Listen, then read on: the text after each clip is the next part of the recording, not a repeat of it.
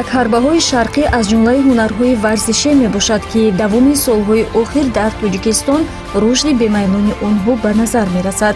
миёни навъҳои гуногуни як ҳарбаҳои шарқӣ тейквандо ҷойгоҳи хоса дорад ва чун мо дар арафаи анҷомёбии соли 2022 қарор дорем, дар ин барнома тасмим гирифтем доир ба фаъолияти яксолаи ин навъи варзиш дар кишвар хотиррасон шавем.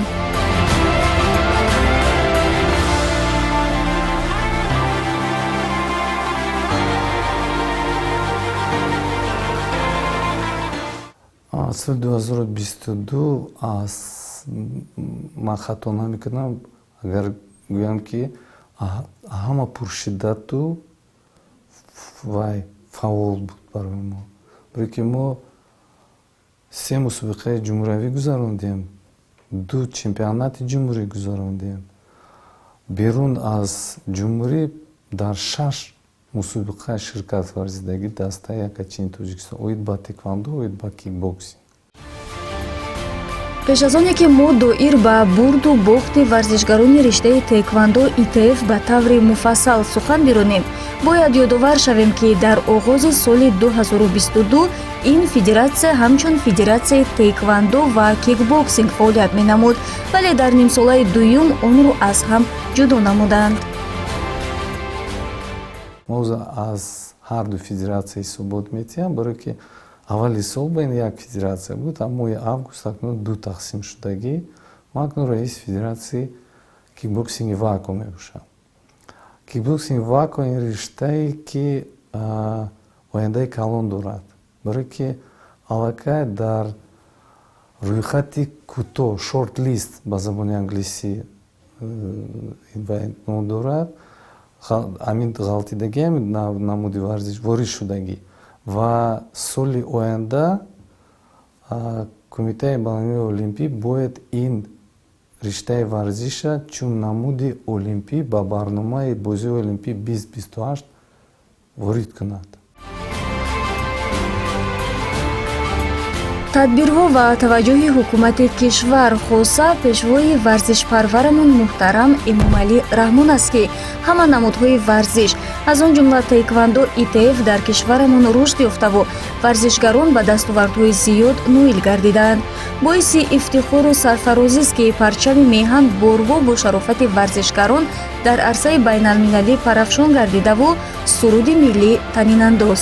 ҳамин тавр дар соли 2022 низ тейквандочиёни кишвар тамоми кӯшиш ва талошу заҳмати худро ба харҷ доданд, то ки дар мусобиқаҳои гуногуни байналмилалӣ ширкат варзида кишвари азизамонро ба оламиён арзанда муаррифӣ намоянд.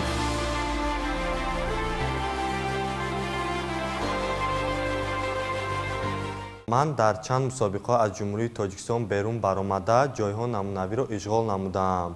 дар соли 2022 мусобиқаи ҷумҳурии Тоҷикистон баргузор буд ва дар ин ҷо ман сазовори ҷои аввал гаштам.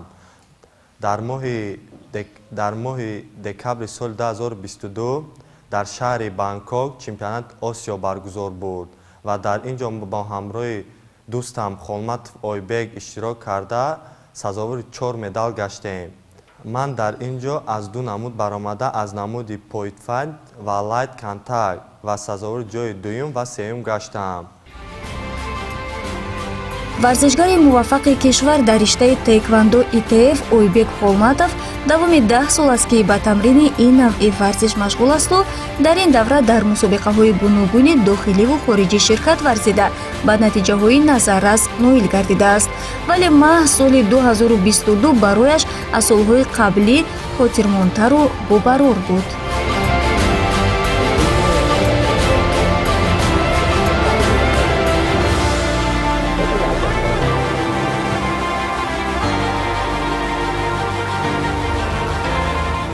муҳимтарин дастовари варзишиам дар соли 22 рост омад. дар ин сол дар мусобиқаи Осиё дар шаҳри Бангкок ҷойи якумро ишғол намудам.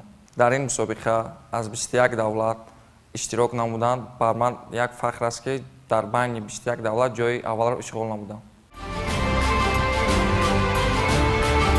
хушбахтона солҳои охир дар баробари мардон бонувони кишвар низ дар ҳама соҳаҳо фаъолият намудаву муваффақ шуда истодаанд. ба ҳамин монанд таваҷҷӯҳи бонувон ба соҳаҳои гуногуни варзиш аз он ҷумла варзиши таеквондо ИТФ низ назаррас аст.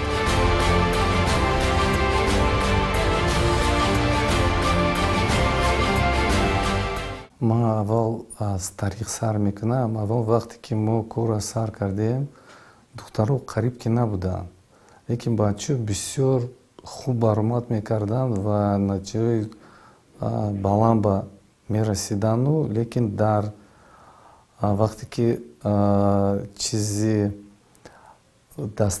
умуми даставӣ ҳисоб мекарданд, азбаски духтаро набуданд, мо паст мефурмадем. баъди вай мо қарор биомадем ки чӣ ки набошад, мо бояд духтаро ҷалб кунем.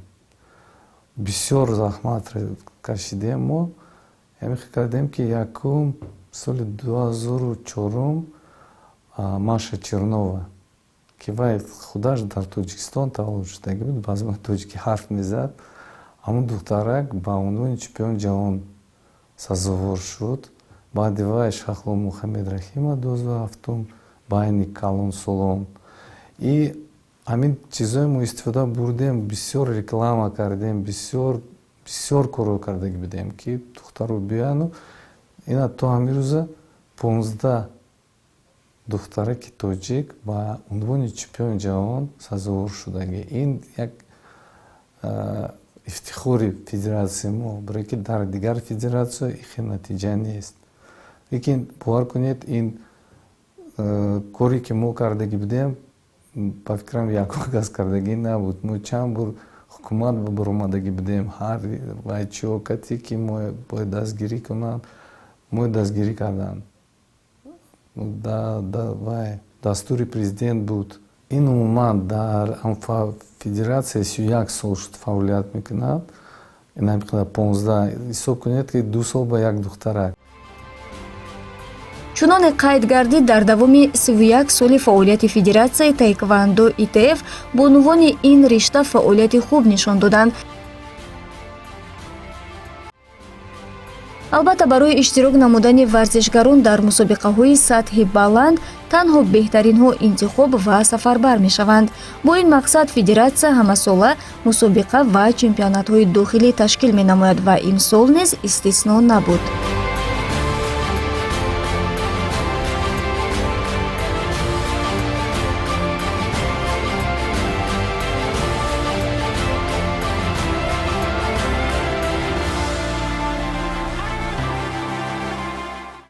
Панҷ мусобиқа гузаронидем, 3 мусобиқаи ҷумҳуриявӣ, 2 чемпионати ҷумҳурӣ, оид ба таеквондо, оид ба кикбоксинг. 4 амино дар худи Душанбе гузашт, якташ дар вилояти Суғд, дар ноҳияи Ҷабор Расулов. Дар ҳамин мусобиқа мо беҳтарин варзишгарони муайян мекардему, аксарияти ҳамин бачаҳое ки ба чемпионатҳои ҷаҳон, ҷоми ҷаҳон рафтанд, ин ҳам одамое ки дар ҳамин мусобиқа худашон нишон доданд ва якум-дуюм ҷоя сазовор шуда буданд. Бе ин мусобиқа мо беҳтарин варзишгарои муайян кардан наметавонем ва омода кардан наметавонем. чун гуфтем, ҳадаф аз ташкил ва баргузор намудани мусобиқаҳои дохилӣ, интихоби беҳтаринҳо ва ба мусобиқаҳои байналмилалӣ сафарбар намудани онҳост. модоме ки мусобиқаҳо дар соли 2022 низ баргузор шуданд, айни муддаост ки роҷеъ ба натиҷаҳои аз он ба дастомада бигӯем, яъне аз иштироки варзишгарони риштаи таеквондо ИТФ дар мусобиқаҳои байналмилалӣ ва муҳимтарин дастовардҳои онҳо дар соли 2022 ёдовар шавем.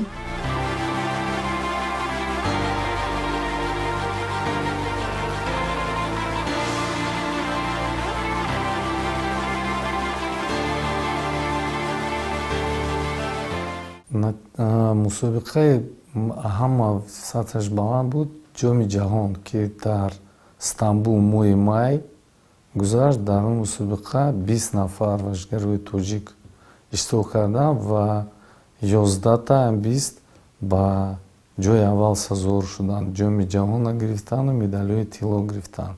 Ин натиҷаи беҳтарин дар таърихи Федератсияи кикбоксингу теквондои Тоҷикистон мебошад. 11 кас медали тилло кард як мусобиқа. бовар кунед, уҷа 41 кишвари ҷаҳон ширкат варзишгаро, 41 кишвар. Бисёр вазмин буд, лекин 11 медали тиллои мо овардем онҷа.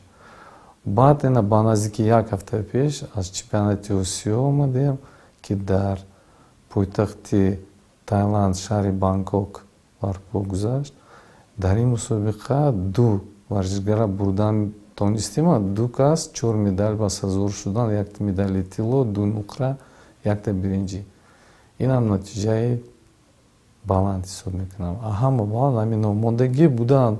Чимкенту буд, Тошкану буд, Минск буд, Бухоро буд. Ин мусобиқаи сатҳи байналмилалӣ, лекин на ин қадар баланд. Туркия дар мусобиқа иштирок намуда, дар давлатҳое ки ман 50 давлат иштирок кардам. дар мо шашум ҷоя гирифтем, 17 нафар варзишгар кардем. дар уҷа буд ки хеле давлатҳо варзишгарои зиёд доштанд. зиёд 170 100 нафар, 50 нафар. аз мо 17 нафар иштирок кардам. 11 ҷои аввалро ишғол кардам. 11 медали тилло гашт.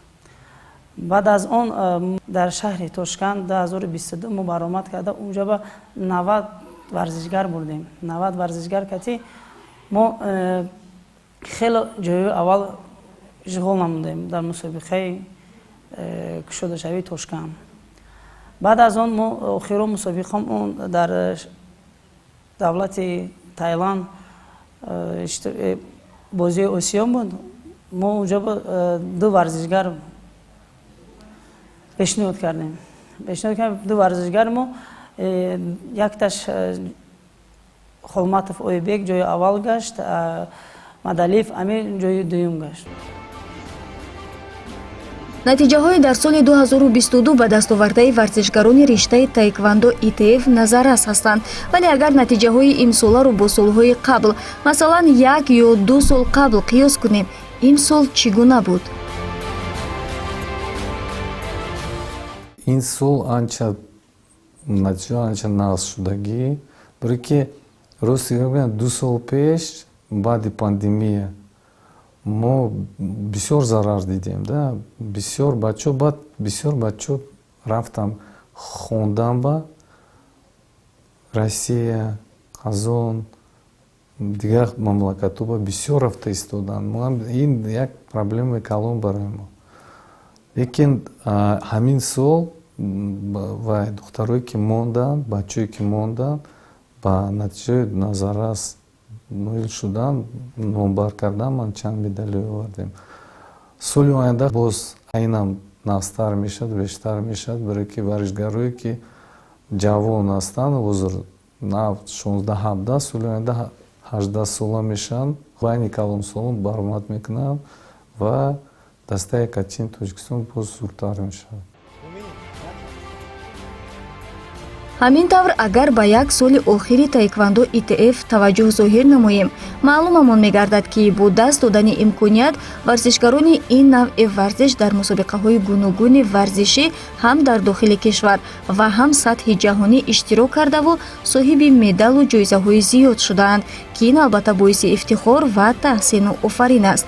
албатта баҳри рушди хубтару беҳтари таеквондо ИТФ дар мамлакат ва муаррифии бештари кишвар дар сатҳи ҷаҳонӣ тавассути ин навъи варзиш нақши федератсия, шахсони масъул ва албатта давлату ҳукумати кишвар низ назаррас аст. масалан таъсиси федератсияи мазкур, фароҳам овардани шароити созгор барои шавқмандони ин навъи варзиш ва амалӣ гардонидани барномаҳои махсуси соҳавӣ имконият фароҳам оварда ки варзиши таеквондо рушд кунаду дастовардҳояш низ чашмрас гарданд.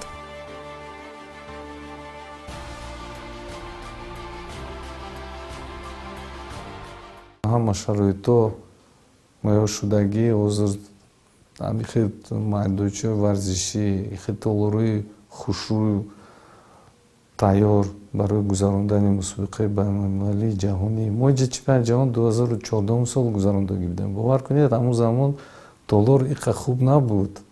Яъне толори вай кумитаи андоз ба гузарондагӣ будем. ҳозир толоре ки ҳозир аст инҷа мусобиқаи ҷаҳонӣ дар сатҳи баланд гузарондан мумкин.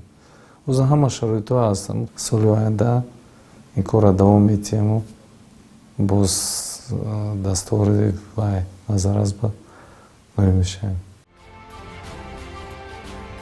хулоса фаъолият ва натиҷаҳои дар соли 2022 ба дастовардаи варзишгарони риштаи таеквондо ИТФ-и кишварро ба таври мухтасар метавон чунин баён намуд.